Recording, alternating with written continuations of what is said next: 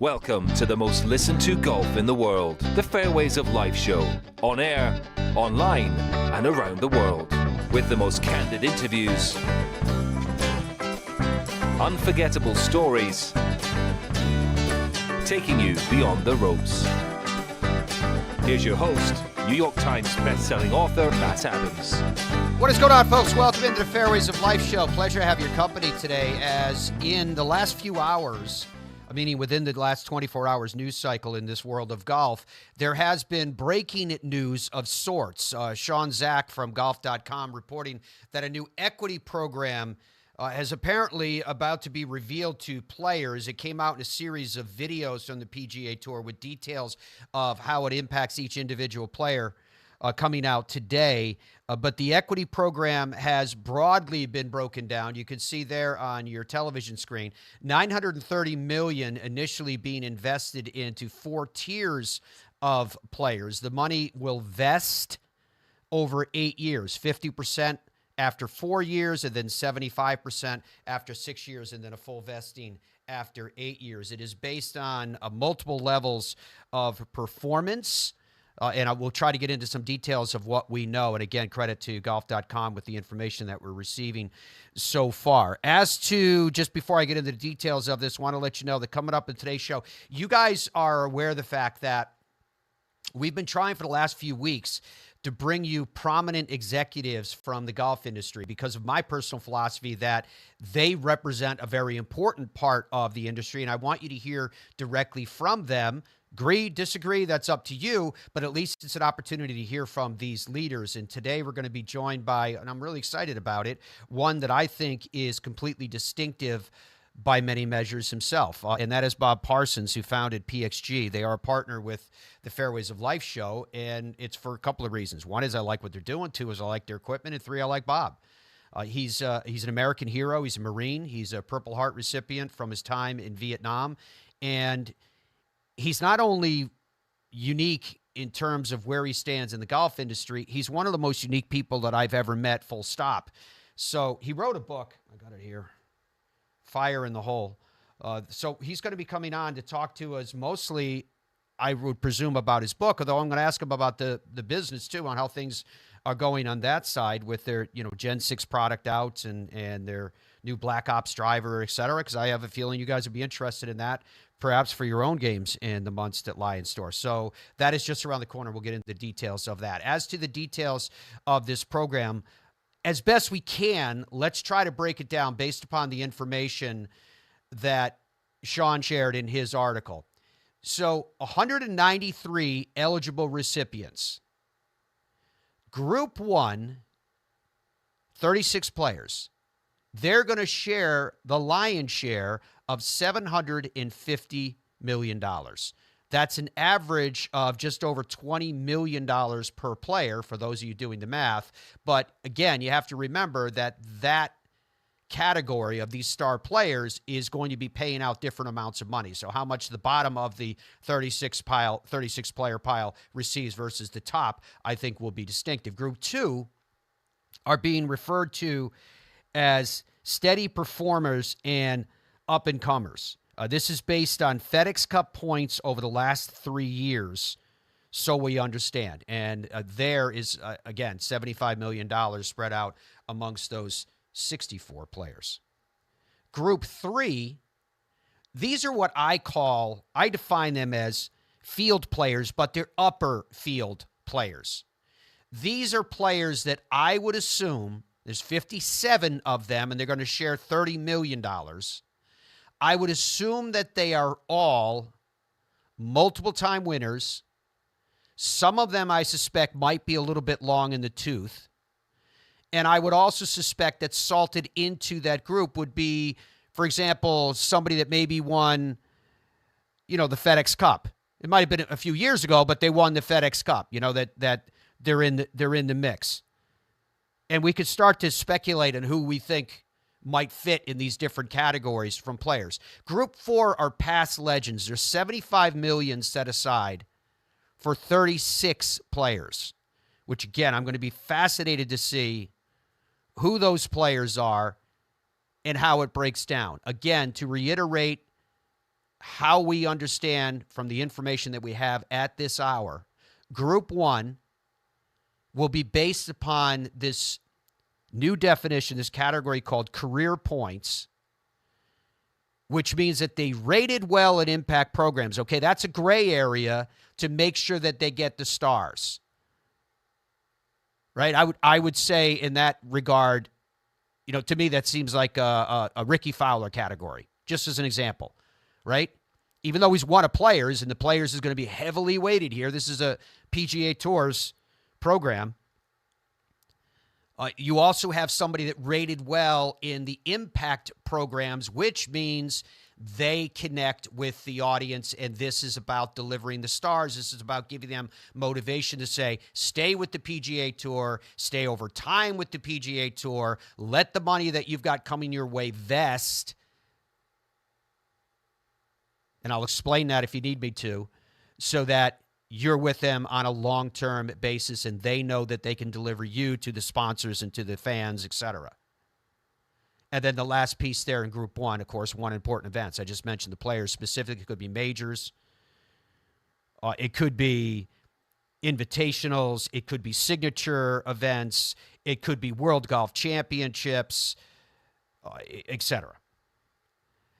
And then Group 2, as I mentioned to you, is basically based upon what you have done.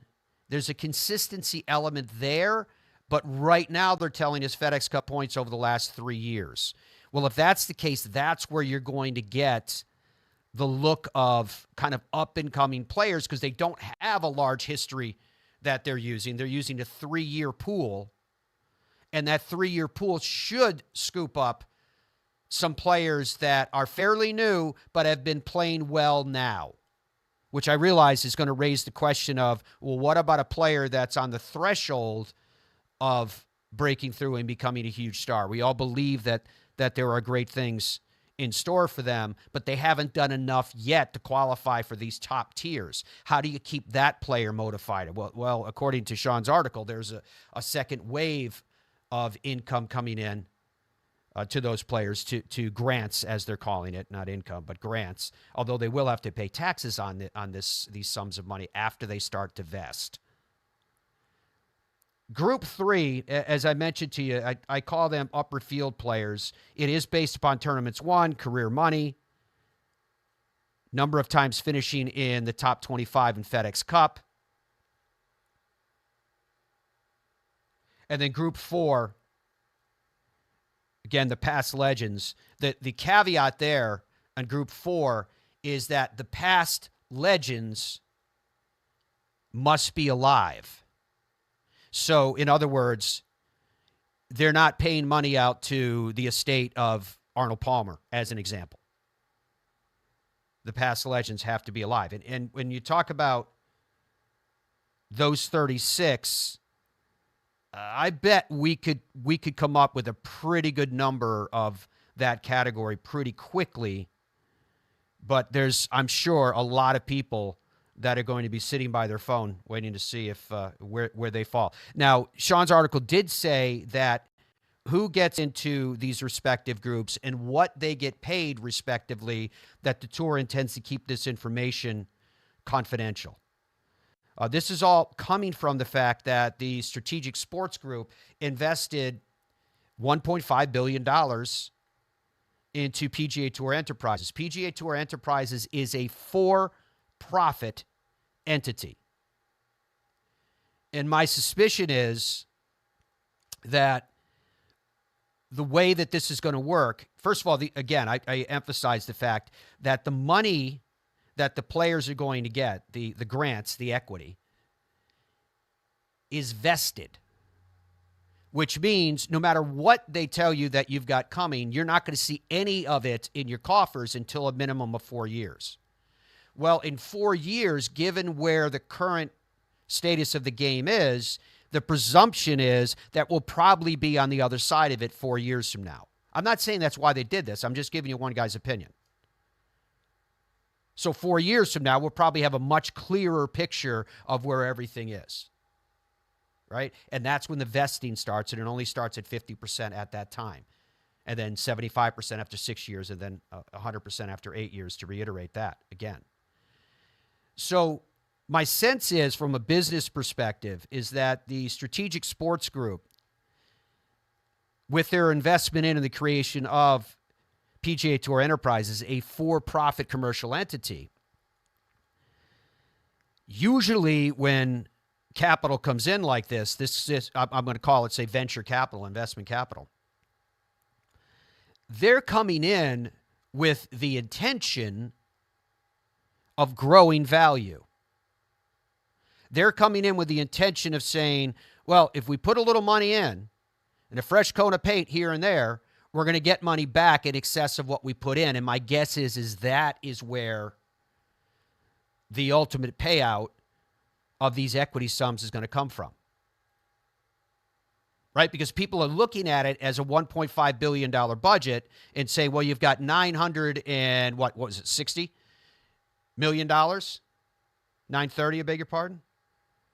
That's going to be paid out. And then they do the math between that and $1.5 billion and say, well, what's this extra amount? Well, yeah, there is that second wave.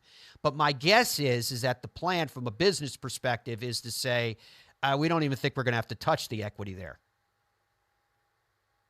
Because as the business grows and actual real commercial value money comes into this new entity, that is how it gets paid out, because it doesn't even start to vest for 4 years. So they've got a running start of time to build all this. Bear in mind, the new television rights contracts will be from 2030 onward. So in a few years, when they start negotiating that, they're going to have a sense of that source of revenue, which is prominent, as you could imagine. So that's what we know right now. The significance of this, of course, is because I think it bears this kind of analysis and perspective, is when we look across the spectrum of sport in general, where are we seeing this kind of involvement from players in equity in teams or leagues? How unique is it, that which is starting to form right before our eyes? Right, we saw what Messi did with the MLS in Miami,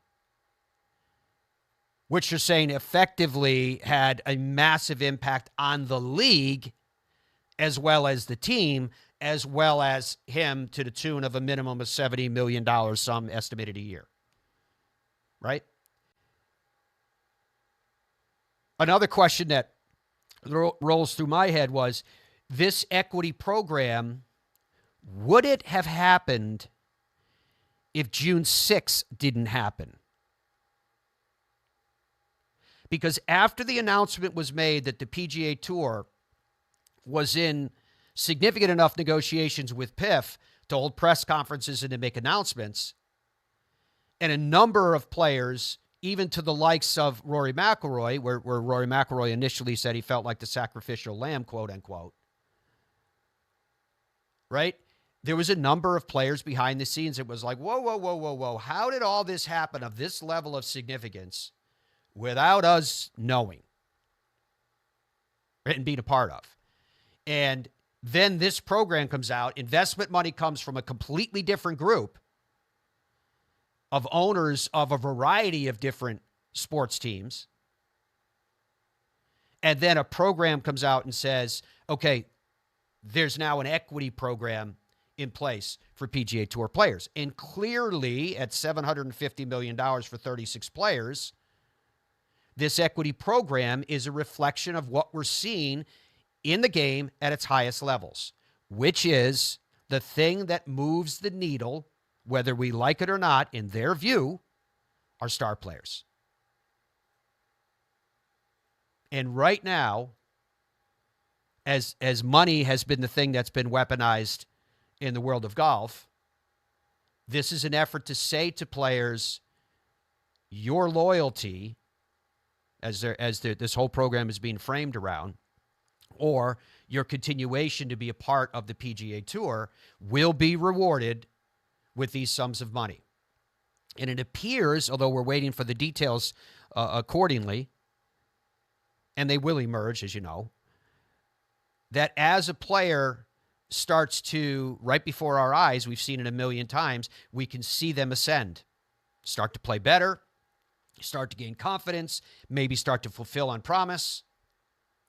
And when that happens, they move into different categories as future programs. We know of at least one that's already in the queue are in place to make sure that those players are adequately compensated for the level that they are at.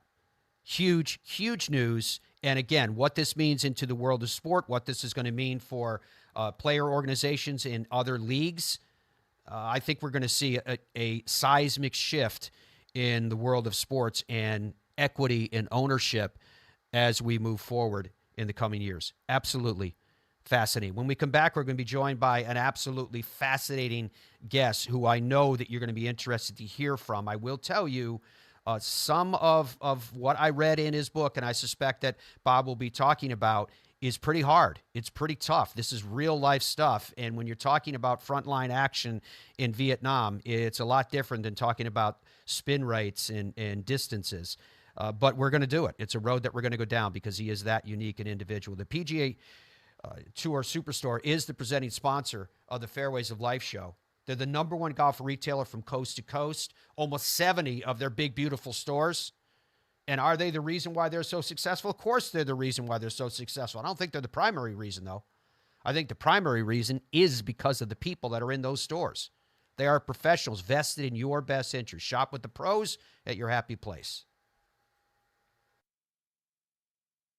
Every January, PGA Tour Superstore pros meet every manufacturer, learn about the latest equipment, log thousands of hours of training, and together hit over 100,000 balls. All so they can get you the perfect fit. In Ireland, golf is more than just a game. Come and experience our world-famous links courses and our world-famous Parkland courses, all set alongside world-famous scenery. And visit our world-famous historic sites. And while you're here, enjoy our world-famous hospitality. Fill your heart with Ireland at ireland.com/golf. Ben Hogan Golf Equipment is back. Established in 1953, we serve golfers who demand excellence of their equipment. Designed by the game's best engineers, forged in the world's best foundries, and built to order in the USA. Don't settle for off-the-rack disappointment. Elevate your game with custom clubs at direct-to-consumer pricing. Exclusively at benhogangolf.com. That's benhogangolf.com. The Gen 6 iron is a culmination of everything that we have learned as a team, the absolute best golf club I've ever hit. It's something special. Say hello to the new PXG Gen 6 iron. The longest, most accurate irons we've ever made. They go higher and farther than any iron that I have hit to date, and they're so easy to hit. Super excited for the consumer to try this. They're gonna love them. PXG, nobody makes golf clubs the way we do, period. Baseball? Nah. Football? Done it. I think I'm gonna go after the PGA Tour. Playing on the PGA Tour is not easy. But you know what is easy? Hitting the 524 series from Tour Edge. Hitting linebackers and home runs used to be easy. Out here, you're gonna need all the easy you can get. Introducing the 524 series from Tour Edge. The easiest clubs you'll ever hit. Even the best players in the world can use a little easy. I like the sound of that. Look out, PGA Tour. Pound for pound, nothing comes close. Boyne Golf provides the ultimate world-class golf destination with 10 championship-caliber courses spanning 3 resorts. Centered in Michigan's northern Lower Peninsula, the courses are the products of some of the game's masters, including Robert Trent Jones Sr., Arthur Hills, and Donald Ross. From the all-inclusive vacation packages, elite instruction with the Boyne Golf Academy, tournaments, and so much more, Boyne Golf truly offers an unrivaled Michigan golf vacation experience. Just log on to BoyneGolf.com.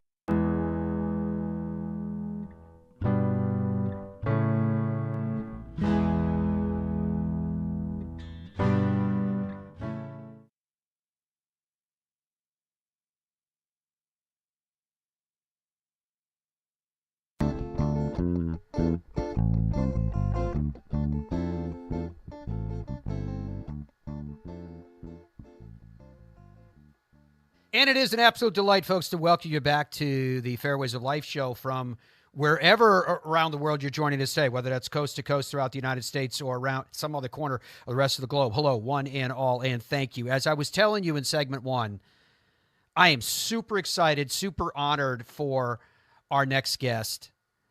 To me, Bob Parsons is a man that stands alone as a self-made man, by any definition that you choose to define that by, from his humble early roots with parents who were dealing with their own issues to harsh schooling at the hands of Catholic school nuns. Each step in those early days were marked by hardship and marked by financial struggles. At the height of the Vietnam War, Bob's love for the USA led him to enlist in the Marines at 17 years old. He was quickly trained and shipped off to the front lines of Vietnam, where he not only saw heavy action, and the experience would ultimately define the rest of his life, but Bob would return as a Purple Heart recipient and very much a changed man. Along the way, battles with PTSD resulting from, yes, his childhood traumas and the war experience would let him out to seek effective treatments for all who suffer. And through his Bob and Renee Parsons Foundations, countless charities and organizations have benefited from his massive mission to give back. Through his business engagements, which includes founding PXG, Bob has amassed billions of dollars in wealth. But he's a man whose true value is measured as much by the contents of his heart as those of his bank account. Absolute delight, as I mentioned, an honor to have Bob Parsons join us right now. Bob, thank you so much for being a part of the show. Bob's new book is called Fire in the Hole, The Untold Story of My Traumatic Life and Explosive Success. Here's a look at the new book. Bob, how are you doing? How's everything going? You know what? If I was any better, Matt, I'd be you. You know I was going to tell you that, right? I appreciate that. All right, first question I ask any author that comes on with us.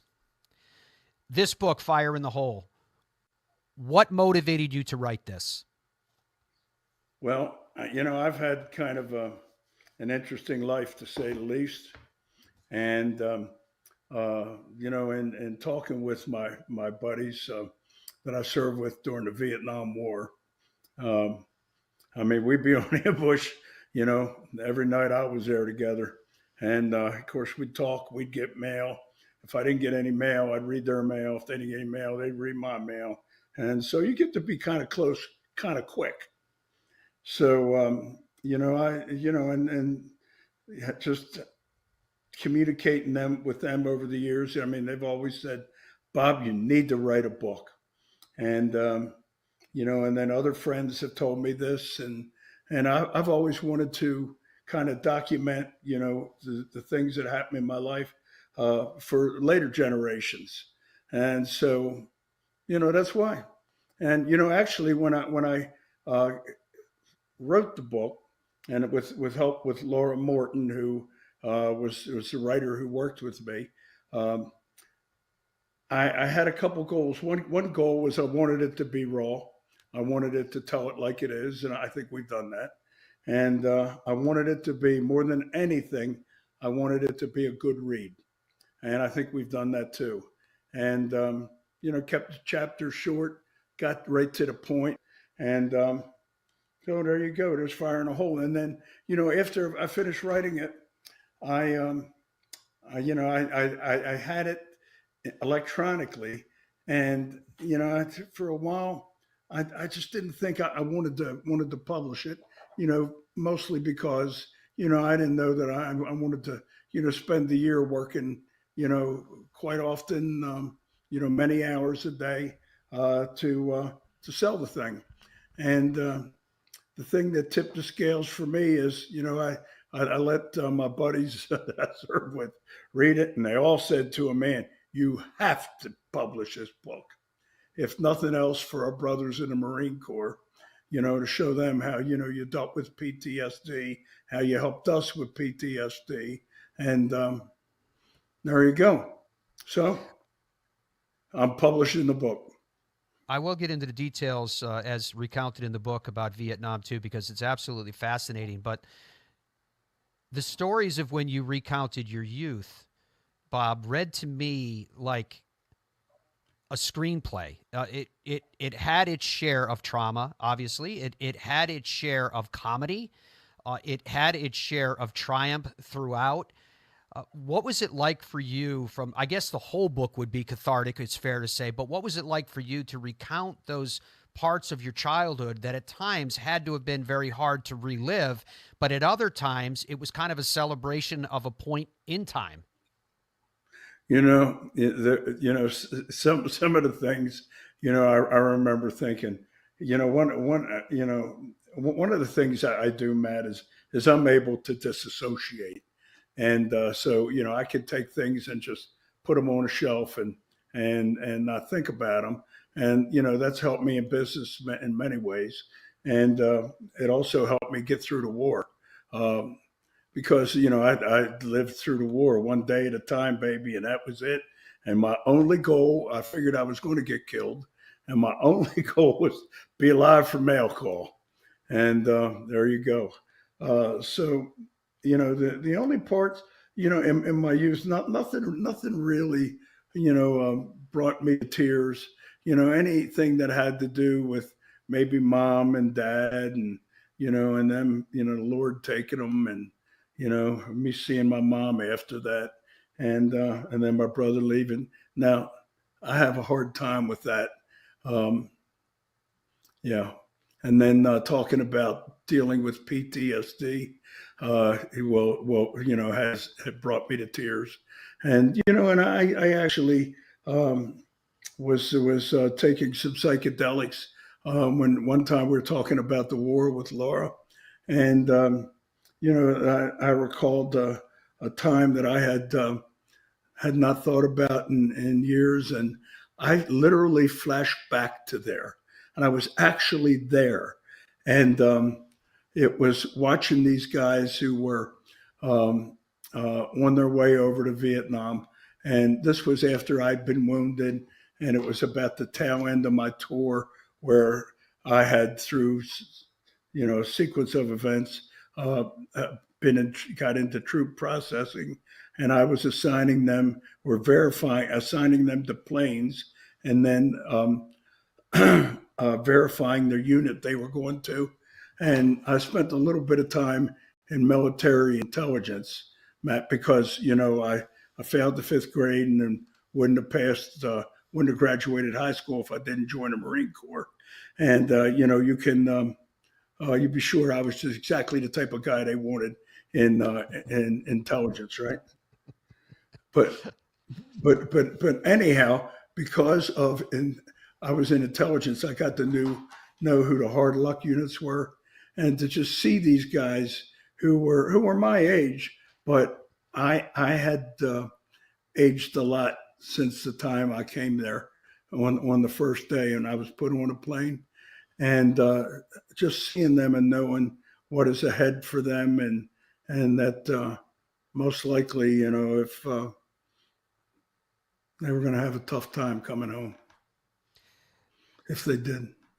As I mentioned, so, when you joined the Marines at the height of the Vietnam War, Bob, were you aware? Was there any element of just being naive in that, or were you fully aware of what was going on in Vietnam and that you were about to jump right into the middle of it?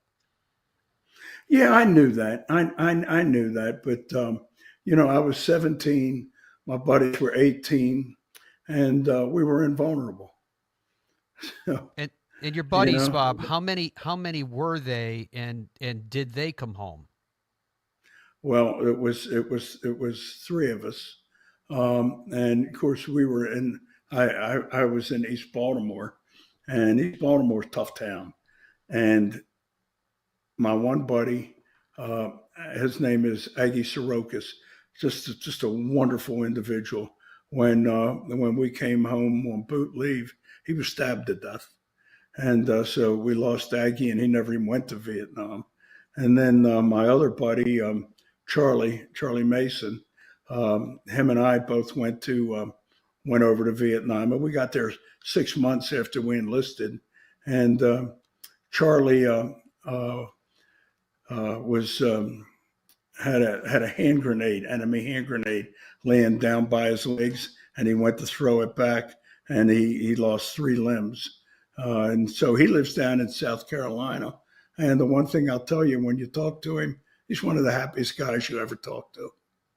Amazing. In your book, you write, quoting, "Vietnam shaped me in so many ways, and it changed me to the core. What I witnessed, what I went through, and how I survived is a big part of who I am today," close quote from Bob's book, Fire in the Hole. What is it about the Marines, if it's even possible to encapsulate it, that caused such massive changes in Bob Parson and something that you carry so close to your heart to this day?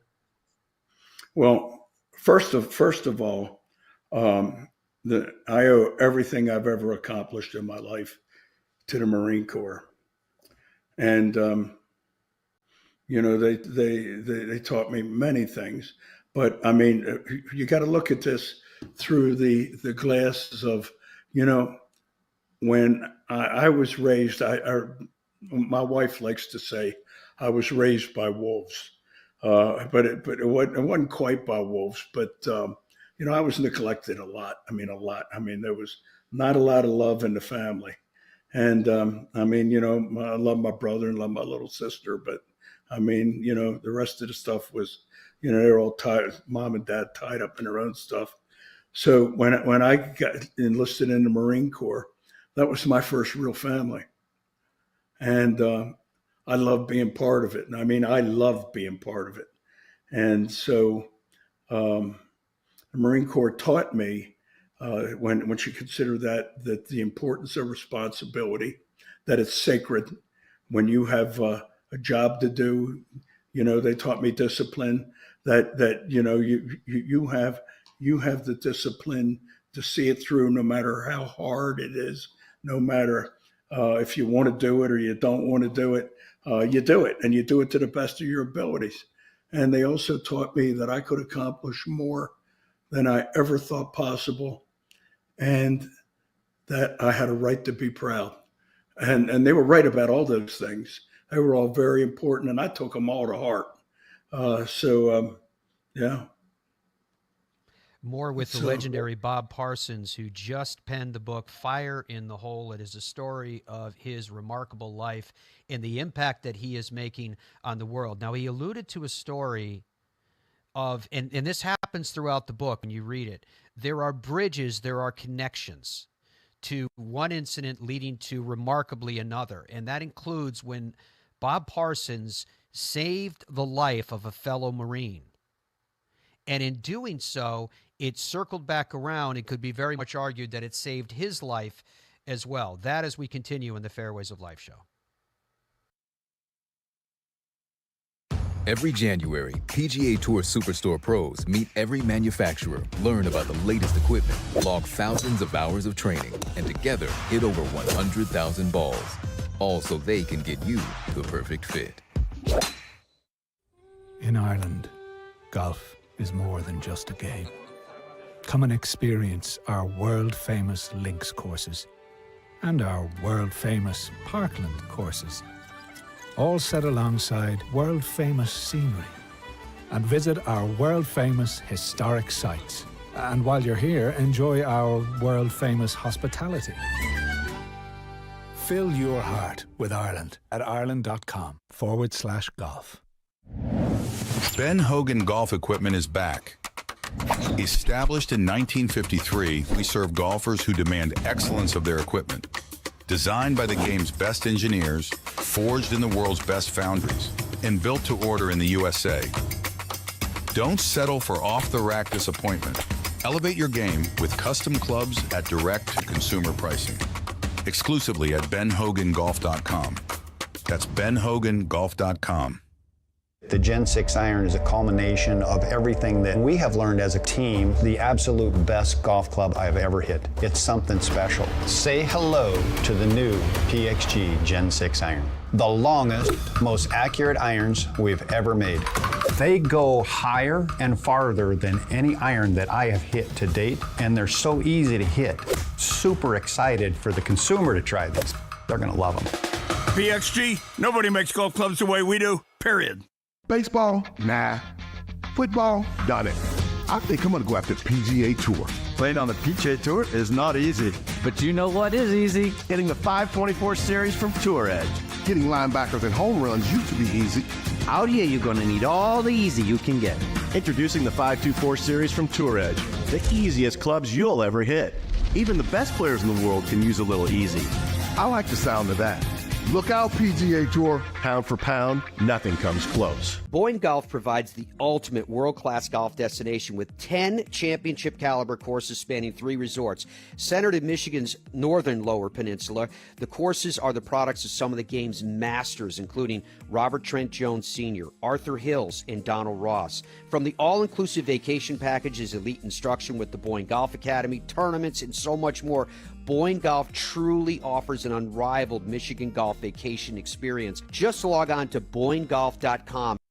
Stride by Zero Friction, the first of its kind personal caddy. Walk in comfort and style with Stride's remote and follow me technology. The Stride handles almost any terrain, and its 54-hole range will last all day. The lightweight design and removable front wheels makes it simple to handle. Plus, it easily fits golf carts. Order yours and save. Visit zerofriction.com/stride or scan the QR code to order yours today. Stride, your personal caddy.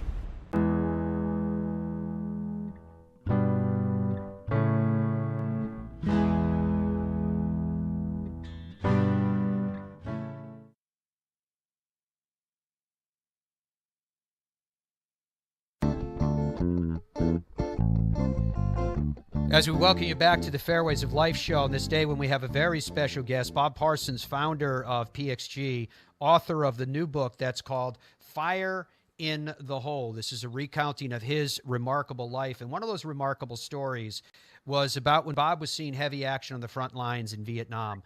An injured Marine was down, and there was an evac helicopter coming in that had to land exactly where this man was. Bob, could you recount that story with us and what happened?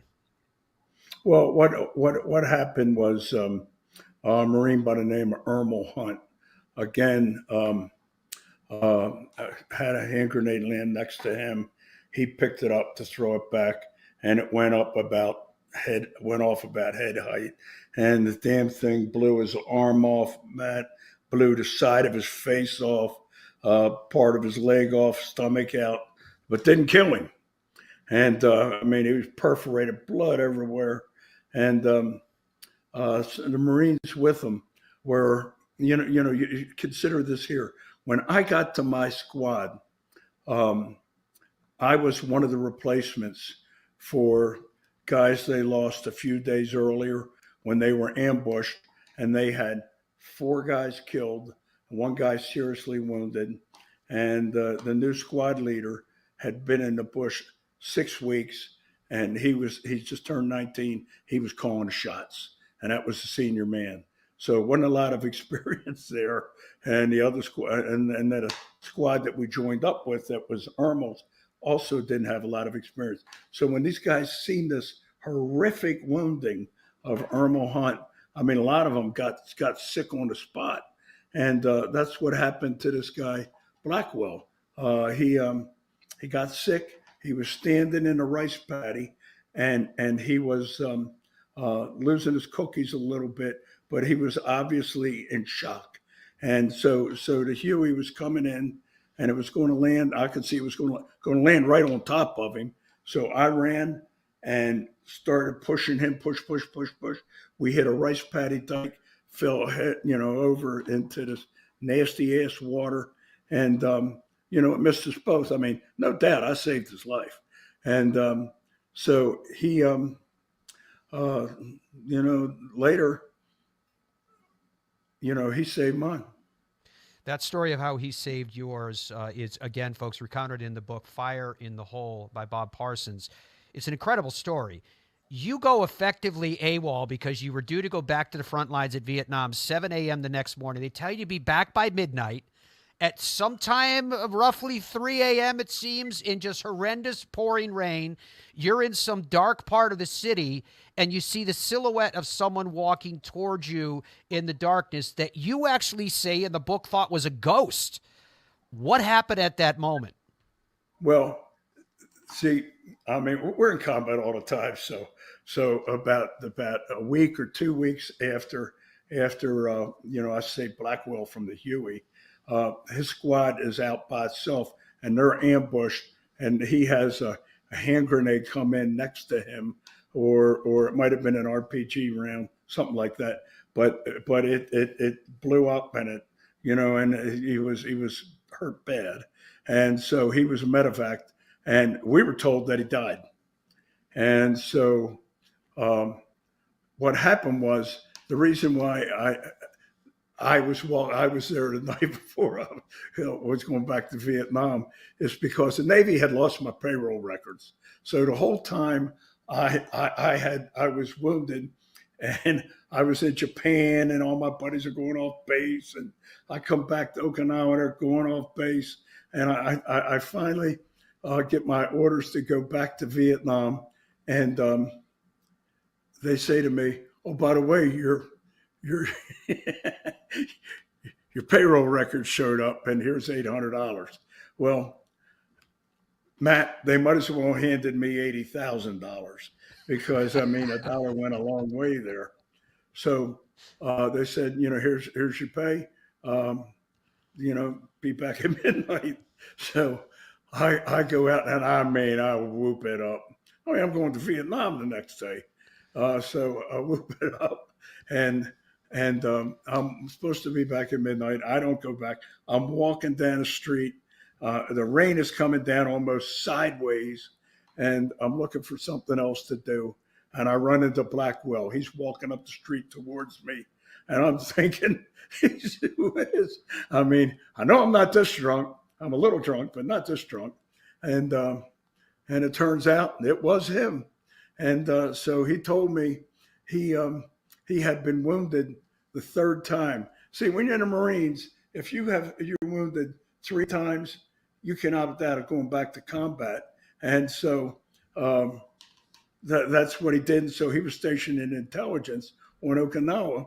And then he said to me, he goes, you saved my life. He says, we just had a guy who's was a courier, and also he runs this little printing press, both of which you can do. He says, I can get you that job because we haven't filled it yet. And I said, oh, and it's interesting. And he said, if you want, he goes, let me know what time, you leave for Vietnam. And I said, I'm leaving at 7 a.m. in the morning. Now, keep in mind, it's about 3 a.m. there. He says, man, I don't know that I can get it done that quick. So I said, brother, it's okay. I said, if you can, fine. And if not, don't worry. I don't mind going back. And so, we say our goodbyes. And then I go back to base, immediately get arrested. And, they take me to the officer today. I tell him I'm going back to Vietnam later that morning. And he just says, get him out of here. And they take me back to the barracks, and I wake up the next morning with the hangover from hell at 7 o'clock. And a troop handler says, Parsons, you have orders to report to headquarters company, basically intelligence. So that's where I went. And, Blackwell got it done. And, he good chance he saved my life, because, I tell you what, I'm not the quickest guy and so forth. And I mean, we're in combat all the time. Who knows? But I'll tell you what, I am where I am now because of Blackwell. God bless him. So Bob Parsons comes home from Vietnam, and Bob recently told me that he picked up a book of careers, and he said, if I'd started at the back of the book, I'd be a zoologist. He started at the front. He becomes an accountant. Parsons Technologies, GoDaddy, immensely successful companies. And then you decide to start PXG. And through all that, it reminds me of a quote that I read in the book that said, I'm quoting from Bob Parsons, quote, definition of courage is being afraid of something and doing it anyway, close quote. Bob, your career from a business perspective, leading you now to, with everything else you're involved in, but also PXG prominently as you're on a golf show as we speak, Is it always a story of with success, you first have to have a fear of something and realize that you can overcome it with hard work, with ingenuity, with the right people? It does. It takes a certain degree of bravery. I mean, it's not the type of bravery that that you have when you go into combat, but it's the type of bravery, nevertheless, because you're doing something unknown. You're going to risk failing, and if there's a stigma associated with that none of us want. So you just got to get past that, and you just got to say to yourself, you know what, I'm gonna make this work. And I'll have I've always, with everything I've done, I've had people say to me, well, suppose it don't work, and then I always reply, yeah, but suppose it does. And there you go. Did you have those same kind of messages of advice from people when you told them that, hey, I've decided to start PXG? I mean, many have heard the story that you were mad about golf and you invested a great deal in golf equipment, couldn't find exactly what you wanted, so you created your own, and you didn't release it to the public until you knew it was better than anything else that you had tried previously.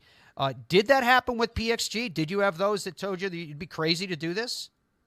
Oh, yeah, absolutely. Still do. Now, absolutely. Still have people tell me I'm nuts. And you know what? I've got a couple ex-wives that'll say, yeah, you're right. Yeah. When you came out with the Black Ops, with PXG's Gen 6, how has it been received so far, Bob? I think most of the people from the Fairways of Life show know that PXG is a partner with us, and I'm an ambassador for and play the PXG equipment, which I love. The Black Ops driver, is the best that I've ever seen from you guys. But I'm curious about what you're hearing in terms of response from people in the marketplace. Well, it's they're blown away by it, I mean, it's a driver. I mean, it's designed to be, as long as anything I know of, and longer actually. And it is also, we discovered this technology where no matter where you hit it on the face, it is it's going to go fine. And it was, I mean, it is quite a breakthrough. I mean, it's great technology. And you know what Arthur C. Clarke said about, he said, any sufficiently advanced technology is basically indistinguishable from magic. So I'm going to tell you what, this driver's got a lot of magic going for it. Yeah, there's no doubt about that. There is a lot of magic with that. Your whole life, and it's recounted in his new book, Fire in the Hole, is amazing from the standpoint that my first inclination is, Bob, that one book is not enough. Because anytime anyone gets an opportunity to hang out with you, have dinner with you, hear stories, etc., certain things come up. And one of those that pops into my head, for example, is the relationship that you had with Muhammad Ali. And I thought it'd be a cool way to end this discussion, because it just gives one more glimpse into the very myriad of experiences that you've had in your life. What was that relationship like with between you and the greatest boxer of all time? Well, I knew the champ. We were, he,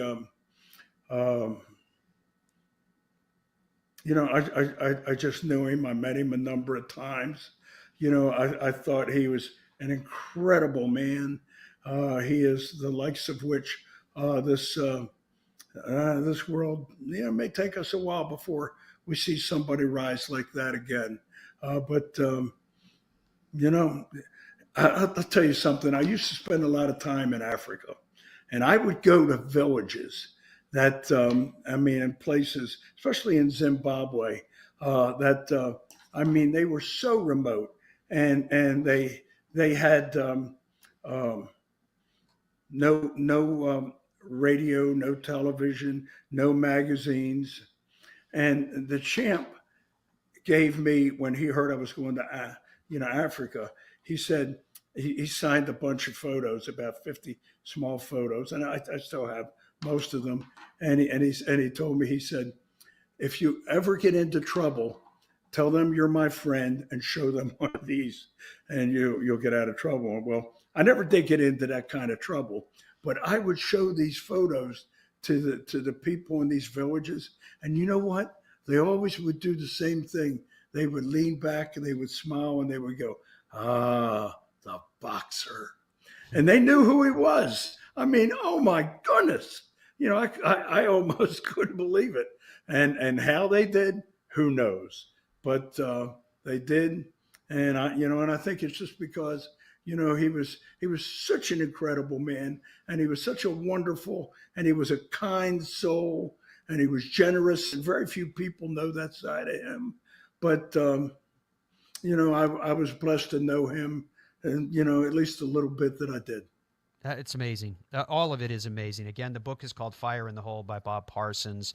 You're obviously familiar with everything that he is doing with PXG and the impact that is having on the golf industry, from the childhood that he had to fought his way through those streets, up through the Marines, a tripwire that led to a Purple Heart, and then coming out and building business after business after business, and now having a foundation that is impacting countless lives with the generosity from this man's heart. It shows you that people are not always a product of their environment, that within them they can have goodness regardless of the experiences that they have, and can actually draw goodness from those experiences, however dark. Fire in the Hole is an incredible story of an incredible man. That man is Bob Parsons. And sir, as ever, thank you for your time. Thank you for what you have done, for the service that you and other Marines have provided to the United States. And thank you for what you're doing for the golf industry, too, through PXG. All right. Thanks, Matt. You're the best, buddy. It's good to see you again. Folks, we'll be back with more of the Fairways of Life show right after this. I got ball fit in 2000, went on a little run.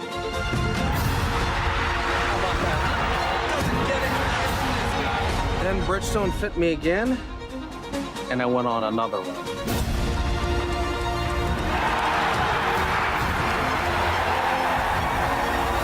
I just got fit again for the new Tour BX. The ball fitting's been helping me. Will it help you? Boyne Golf provides the ultimate world-class golf destination with 10 championship-caliber courses spanning 3 resorts. Centered in Michigan's northern Lower Peninsula, the courses are the products of some of the game's masters, including Robert Trent Jones Sr., Arthur Hills, and Donald Ross. From the all-inclusive vacation packages, elite instruction with the Boyne Golf Academy, tournaments, and so much more, Boyne Golf truly offers an unrivaled Michigan golf vacation experience. Just log on to BoyneGolf.com. I think when you're training for other sports, or why most people go to the gym is so that they can have muscles and be strong and be healthy. And a lot of the reason why they struggle to play golf is their body doesn't move properly for them to be able to hit a golf ball. And when you're training for golf, it's a little bit different because you're focused more on flexibility and mobility and being strong in motion. When you're able to kind of have a warm up and have a workout routine and kind of gradually build up to where you're training your body to move properly, yeah, you're going to get a lot of big dividends on the golf course. Every January, PGA Tour Superstore pros meet every manufacturer, learn about the latest equipment, log thousands of hours of training, and together hit over 100,000 balls. All so they can get you the perfect fit. What if we started a company and the company was under no time constraints, no financial constraints? The one constraint is their clubs had to be exceptional performers and much better than any other alternative. I was told time and again it'll never work. It worked like a house of fire. And I'll tell you what, I think our customers love it. PXG, nobody makes golf clubs the way we do, period.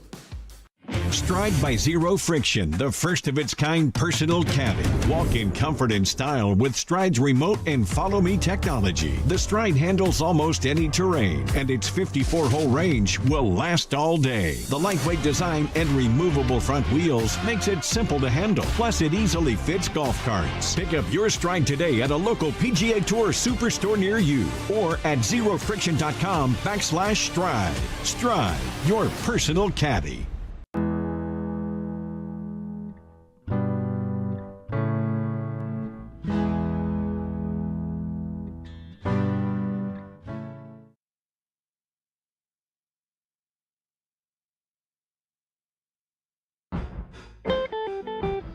As we welcome you back to the Fairways of Life show on this Wednesday, we covered a lot of ground today. I hope you enjoyed that interview with Bob Parsons. I mean, long-form interviews like that, I understand. You're either vested in it or you're not. In his story, I just think it's so powerful. You know, everyone believes like someone like him that has built that kind of wealth that somehow they were born into it, and he wasn't. And then the fact that he and his wife have made this commitment to give it away is fascinating. By the way, Dom, with everything we were talking about in segment one about this new equity program, did you do a question of the day built around that, or not to lead you, but what was your question of the day? It was, in fact, about that. It is, will this equity plan change how athletes across all sports are paid forever? Is this going to change the game? Yes or no? 75% are saying no. And I disagree with that. I think it's going to change things forever. 10 years from now, I think we'll know. Yeah, I think, as I was mentioning at the end of the first segment, whether it's player organizations or whether it's the council of players in individual, contract negotiations, how could they possibly not say, oh, no, I want a piece of equity? And I don't realize the NFL has taken a vote amongst owners and said, no, we're not going to do that. But I just wonder how much that can stand up against the force of the players over time. Thank you so much for your company today, folks. Pleasure as ever to have it. I am on my way up to NBC Sports. I'll be hosting pre- and post games this week. Looking forward to it. Zurich Classic. We'll see you. Bye.